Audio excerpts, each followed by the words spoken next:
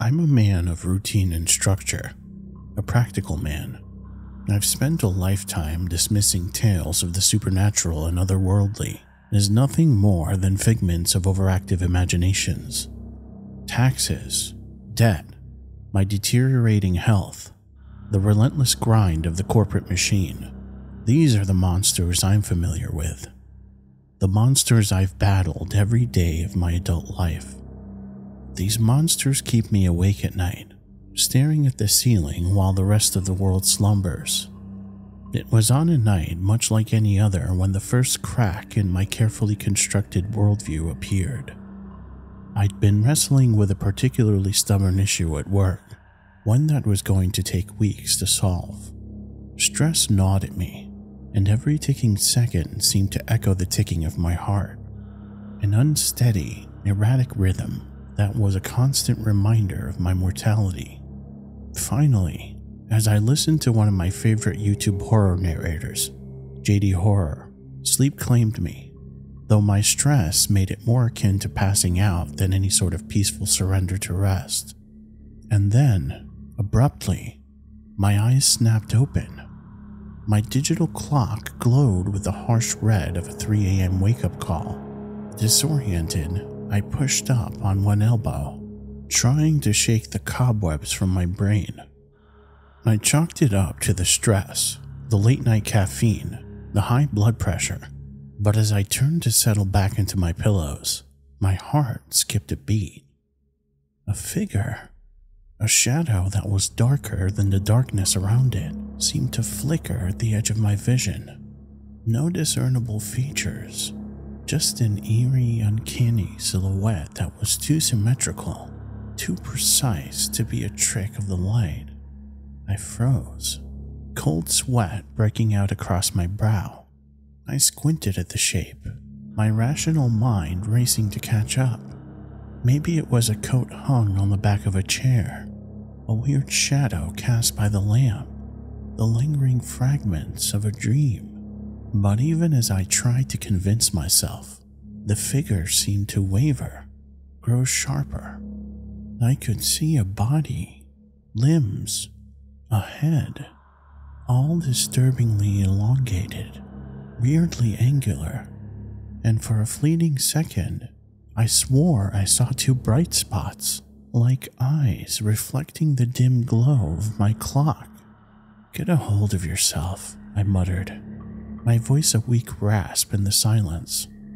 With a surge of adrenaline-fueled bravado, I flung a hand out, aiming to dispel the illusion. My fingers swept through the empty air. When I pulled back, the figure had vanished.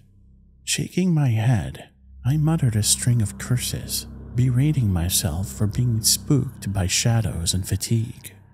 And so, with the harsh taste of reality once again grounding me, I sank back into my bed and willed myself back to sleep. I spent the next day steeped in numbers and paperwork, the strange occurrence from the previous night all but forgotten. But as the sunlight dimmed and gave way to another sleepless night, I found myself dreading the stroke of 3 a.m., and yet I couldn't put my finger on why. I dismissed it as paranoia, another symptom of the stress and my declining health. After that first bewildering incident, the return to my mundane routine felt like a lifeline. Real-world problems don't care about apparitions, and my blood pressure certainly wasn't lowered by midnight frights. I found refuge in the regimented, quantifiable reality of my problems. But as night descended again, an unsettling sense of anticipation wormed its way into my gut. The ordinary shadows in my room seemed more menacing, the silence more pronounced. The rational part of me ridiculed this unease, but the primitive, primal part of my brain felt a very real and very palpable fear. I woke up again at 3 a.m., as if my internal clock was suddenly in sync with some cosmic anomaly. A knot formed in my stomach as I reluctantly let my eyes roam over the room. They swept left to right as I surveyed every section. Nothing, but the unease remained. I slowly recentered my gaze. There, At the foot of my bed was the gray figure, as if waiting patiently for my acknowledgement. It was clearer this time, vaguely humanoid, too tall and too thin to be human, its skin a dull ashen gray. It stood perfectly still, a silent intruder in my sanctuary. Fuck, I cursed, my voice sounding weak and frail, a stark contrast to what I intended. Throwing back the covers, I swung my legs out of the bed, feeling a petulant anger replace the fear. This was my reality, and I wouldn't have it disrupted by shadows and bullshit.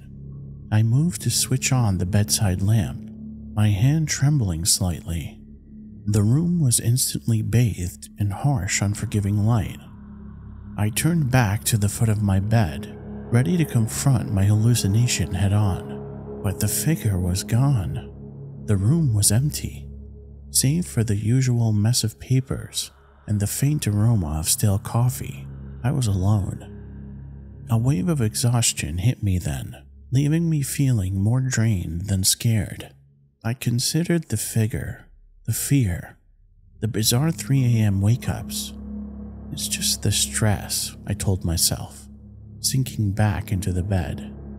It's just your damned health and your damn job. As I fell back asleep, I tried to convince myself that it was over, that I was done with my nighttime illusion. But deep down, I felt an unease. I felt it in my bones, this unsettling certainty, like the quiet before a storm. And my instincts were right. The encounters persisted, each one more vivid, more detailed than the last. I would wake up at 3 a.m., see the gray figure, attempt some interaction, and then it would disappear. It was a cycle that was rapidly chipping away at my sanity. I was a man of reason, of cold hard facts. I paid my taxes, took pills, and dealt with the gritty realities of life. I didn't have time for gray apparitions in the night. But no matter how much I denied it, how loudly I cursed, or how hard I tried to stay awake, the 3 a.m. visits continued, bringing with them a deepening sense of dread, a disturbing realization that I was being haunted by something I could neither understand nor explain. Night after night, the visits became my new routine. Wake up, see the figure, watch it vanish. Each morning, I tried to return to my normal life, drown myself in paperwork, bills, and other daily concerns. I was living a dual life, teetering on the brink of insanity, trapped in a cycle that was inexplicable as it was terrifying. Then, one night, the routine changed. I awoke with a start, heart pounding, sheets drenched in cold sweat. My digital clock glared at me, the familiar 3 a.m. I swallowed hard, bracing myself for the inevitable. But this time, it was different. The room was freezing cold, my breath misting in the air. The usual ambient noises, cars on the distant highway, the hum of my old refrigerator, were absent, replaced by a heavy silence. I could feel it, a palpable pressure, a charged anticipation that hung in the air. They were already there, the gray figures, more than one this time, 3 to be precise, standing by the foot of my bed, perfectly still, perfectly silent. My heart pounded against my ribcage like a desperate prisoner. I stared at them, mouth dry, and croaked out, "Not real. You're not fucking real." As the words left my lips, the figures moved. It was a fluid, gliding motion, utterly silent and unnervingly synchronized. The room began to vibrate subtly, like the gentle purr of a giant engine. The pressure on my chest intensified, like an unseen weight pressing down, and then a blinding white light filled the room. I remember screaming, cursing, the words tumbling out in a panicked jumble, but the sound seemed muffled, as if I was underwater. The last thing I remember was the feeling of levitation, like I was being pulled upwards, the bed falling away beneath me. And then, nothing. I woke up in my bed.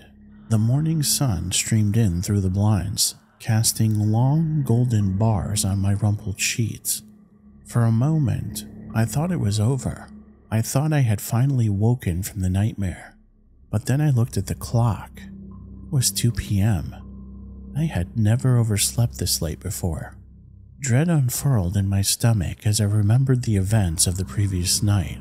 The figures, the light, the levitation. The details were foggy, as if obscured by a veil. But they were there. Pieces of a horrifying puzzle that made no sense. As the day wore on, I found myself grappling with the experience. The questions. Had I been abducted? Were the gray aliens real? Was I losing my mind? Each question was more disturbing, more frightening than the last. I was a rational man, a man of numbers and logic. I didn't believe in abductions or aliens, but I couldn't deny the fear that gnawed at me, the certainty that I was caught in something far beyond my understanding. I thought back to my high school days, the Fermi equation. According to the Fermi equation, planets that are capable of sustaining life are plentiful in our universe. I don't remember the exact math, but I know the number is huge. But given the size of our universe, what interest would alien life have in our tiny-ass planet anyway? It can't be resources. There's plenty of other places that have higher concentrations of anything an advanced civilization would want, right? Whatever. This line of thinking was giving me a headache. My world was falling apart, bit by bit. My days were dominated by fear and uncertainty. My nights ruled by the gray beings and their haunting visits. My body ached from the strain. My mind was consumed by a fear I could not rationalize. It was as if I was spiraling into an abyss, losing myself in this nightmarish reality. In my desperation, I turned to find a logical answer to this nightmare. I decided I would look to modern medicine for a solution. I went from doctor to doctor, spilling out my fears and experiences, begging for a logical, mundane explanation. The general practitioner suggested insomnia and anxiety. The neurologist posited migraines. A psychologist gently broached the subject of stress-induced hallucinations. One doctor, a sleep specialist, heard me out and offered a lifeline: sleep paralysis. He explained it as a state where the mind awakens before the body, causing hallucinations, a sense of pressure on the chest, even feelings of levitation. It was a perfect fit, an explanation that could put everything into perspective. I clung to it, a drowning man desperate for a piece of driftwood. They put me on medications, suggested lifestyle changes, and recommended cognitive behavioral therapy. I followed every instruction, swallowed every pill, even tried meditation, something I'd scoffed at all my life. If it could bring back my normalcy, I was ready to try anything. But the visits didn't stop. If anything, they became more intense. Each night at 3 a.m., my living nightmare would begin anew. Alien visitors invading my bedroom and overwhelming me with fear. Each encounter drained the life from me until I felt like an empty shell, consumed with dread. The doctors were at a loss. The tests were coming back normal. My brain was healthy. I was taking my medications. On paper, I was perfectly fine, but I knew the truth. I was far from fine. I stopped working. My bills piled up unattended. Deadlines came and went, but I couldn't bring myself to care. My health declined. The constant fear and stress manifesting in headaches and exhaustion. But even that seemed inconsequential compared to the terror that visited me every night. I felt trapped, caught between the hard reality of medical science and the cold, terrifying experiences of my nightly visits. In the silence of the night, staring at the relentless red glow of the digital clock, I was forced to confront the reality. I was a prisoner in my own life. The world I had known, the world of mundane day-to-day realities and common concerns had been replaced by a world of gray figures and inexplicable abductions. Each night, the visits continued. Each night, the fear grew. They never touched me, never spoke. They just stood. Their elongated silhouettes as familiar to me now as my own reflection. Yet their silence was deafening. It echoed in the dark corners of my room, in the hollow recesses of my mind, a chilling reminder of my helplessness. Some nights, I woke up in different places in my house, on the sofa, in the kitchen, even on the cold tile of my bathroom floor. Each new location sent me spiraling further into confusion, a reminder that I was losing control. Was I sleepwalking? Or were they moving me? The days just melded into one another. I could barely eat. Sleep for me was non-existent. My health continued to deteriorate at an alarming rate. The bags under my eyes deepened, and my hands trembled constantly. My mind, once a sanctuary of logic and reason, became a battleground.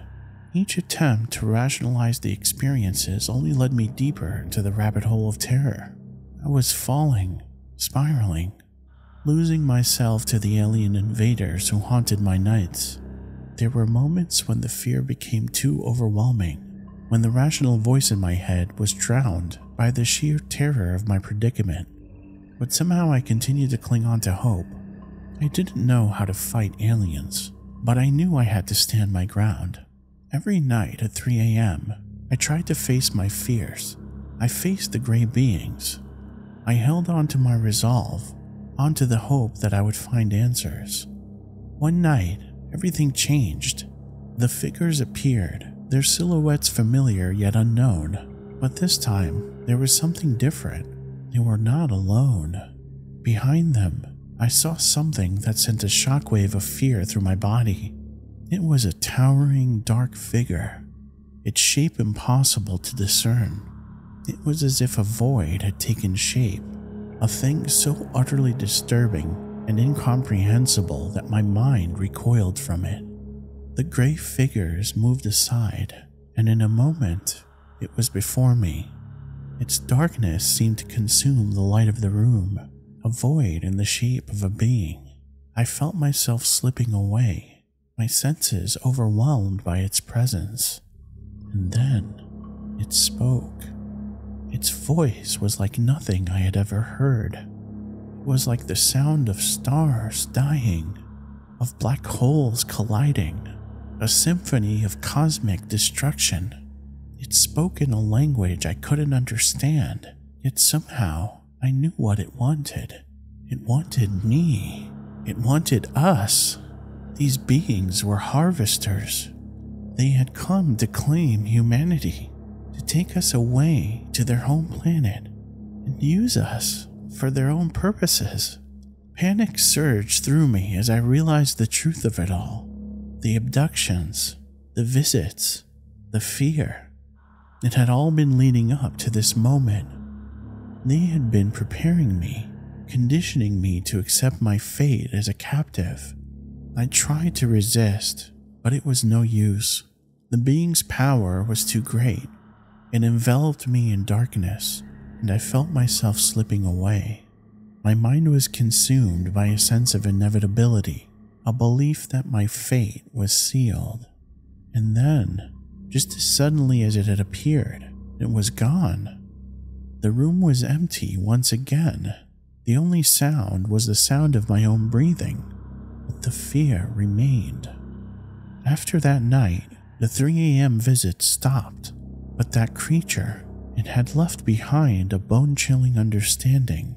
I was nothing but a vessel of genetic material.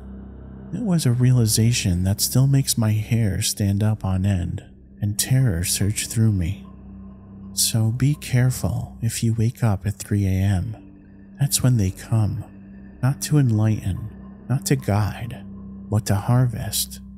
Don't concern yourself too much with your day-to-day, with your kids and your bills, with your families and your jobs.